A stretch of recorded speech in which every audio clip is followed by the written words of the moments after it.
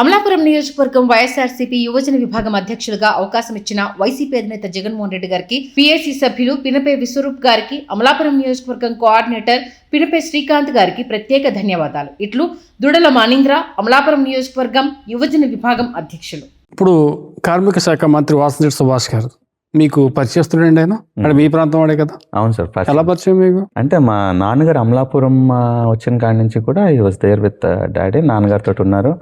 అతను పరిచయమే కాదు, he use to be like a fourth son. అంటే మేము ముగ్గురం కొడుకులం కదా. సుభాష్ గారు మాకు 4 కొడుకులా ఉండేవారు మా ఇంట్లో. బా, అంత అంత close relation? That close. Okay.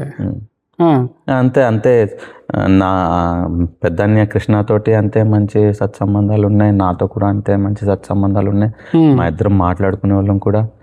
మా పార్టీలో ఉన్నంత కాలం I used to be very close to him. గంటలు మాట్లాడుకునే అంత క్లోజ్.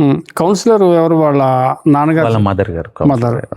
నాన్నగారు ఇచ్చారండి సీట్? సీట్ ఇచ్చిన. యునానిమస్ అంటే ఆవిడే నగ్గారా? అదే యునానిమస్. చైర్మన్ అడిగారండి ఆవిడే? చైర్మన్ అడిగారు.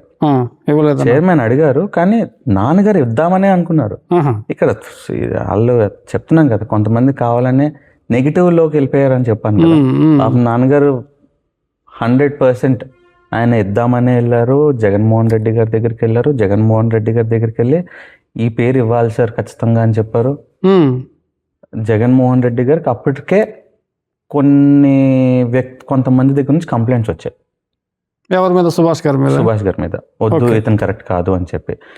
ఈ యొక్క చైర్మన్ డిసిషన్ తీసుకునే ముందే కొన్ని ఆడియో టేప్లు సుభాష్ గారు మాట్లాడినవి వైరల్ అయ్యాయి. వ్యక్తిగతంగా ఇంకొకరిని దూషించినవి, చాలా దారుణంగా దూషించినవి కొన్ని ఆడియో టేపులు బయటకు వచ్చాయి. అప్పుడు ఆ ఆడియో టేపుల రీత్యా లేదా కొంతమంది కావాలని వెళ్ళి చెప్పినయో లేదా ఇంకొంతమంది ఇతను అయితే కరెక్ట్ కాదు అని చెప్పే విషయంలోనూ ఆయనకి జగన్మోహన్ రెడ్డి గారికి కంప్లైంట్స్ వెళ్ళాయి. సో ఆ కంప్లైంట్స్ వెళ్తే అల్టిమేట్లీ నాన్నగారికి ఏం సంబంధం దాంట్లో? నాన్నగారు మీకే చైర్మన్ అనౌన్స్ చేసేస్తానని చెప్పి పాపం హ్యాపీగా వెళ్ళారు ఆయన. వెళ్తే అక్కడికి వెళ్ళాక జగన్మోహన్ రెడ్డి గారికి బికాస్ ఇవన్నీ వచ్చాయి కాబట్టి వద్దు విశ్వరూప్, ఈ పేరు తప్ప ఇంకే పేరైనా చెప్పు అన్నారు. ఆ తర్వాత నాన్నగారు మళ్ళీ వైవి సుబ్బారెడ్డి గారి దగ్గరికి వెళ్ళారు. వెళ్ళి మళ్ళీ సార్ కొంచెం ప్లీజ్ ఎలాగైనా చెప్పండి, ఇది మాట ఇచ్చాము, మనకి చాలా ఇంపార్టెంట్ అది ఇది అని చెప్పి రిక్వెస్ట్ చేశారు.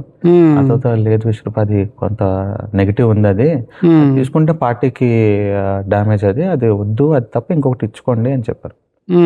నాన్నగారు ఏం చేస్తారు, ఇంకా is not the final deciding authority there. So ఆ ఇదిలో ఇంకా ఇంకొకరికి వెళ్ళిందే కానీ నాన్నగారికి 0.001% ప్రమేయం లేదు.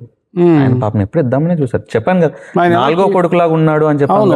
చెప్పకుండా ఉండేదానికి ఏమి కాదు. అంత ఇంట్లో 4వ కొడుకులాగా ఉన్నాడు. మీ కాంగ్రెస్ పార్టీ వైఎస్ఆర్సీపీలోనే కష్టపడి తిరిగినటువంటి వ్యక్తి ఎలాగ టీడీపీకి వచ్చాడు అతను? So it's a journey. మళ్ళీ ఏదో ఒకరోజు డిసైడ్ అయిపోయింది కాదు. ఆయన ఫస్ట్ మా పార్టీలోనే ఉన్నారు. మా పార్టీలో నుండి ఎక్కడైతే నాన్నగారు ఇది ఇవ్వలేదు, లేకపోతే అతను ఇవ్వాలి, కొంతమంది ఉంటారు రాజకీయాలు ఎప్పుడు కూడా. మనము ఒక ఆలోచన ఉన్నాం మనకి పక్క నుంచి, if at all you are not with the right people, సరైన కంపెనీతో లేకపోతే వాళ్ళు మనల్ని రాంగ్ డైరెక్షన్లోకి తీసుకెళ్తారు. అలాగా నాన్నగారి మీద రాంగ్ డైరెక్షన్లోకి తీసుకెళ్లారు ఆయన్ని. తీసుకెళ్ళి ఏదో నాన్నగారే కావాలని ఇవ్వలేదు అన్నట్టు పెట్టారు. పెట్టాక ఒక ఆలోచనతోటి ఆయన కూడా ఇంకా నాన్నగారి మీద నెగిటివ్ పెట్టుకున్నారు. ఆ తర్వాత అమలాపురం అల్లర్లు జరిగాయి. అమలాపురం అల్లర్లు జరగక ఇదంతా జరిగిన తర్వాత విశ్వరూప్ గారు అయితే మేము సపోర్ట్ చేయము, శ్రీకాంత్ అయితే నేను సపోర్ట్ చేస్తాను, శ్రీకాంత్ అయితే నేను గెలిపించుకుని తీసుకొస్తాను అని సుభాష్ గారే మిథున్ రెడ్డి గారికి చెప్పారు. లేకపోతే మా పార్టీ హైకమాండ్కి అంతా కూడా చెప్పారు. అందుకే ఒక హైకమాండ్ సరే నన్ను ఆ టైంలో ఇంకా టికెట్ దాకా ఆలోచన చేసింది అంటే బికాస్ ఒకటి నేను గడపకు చేసి ఏ రకంగా, because that was a challenging face.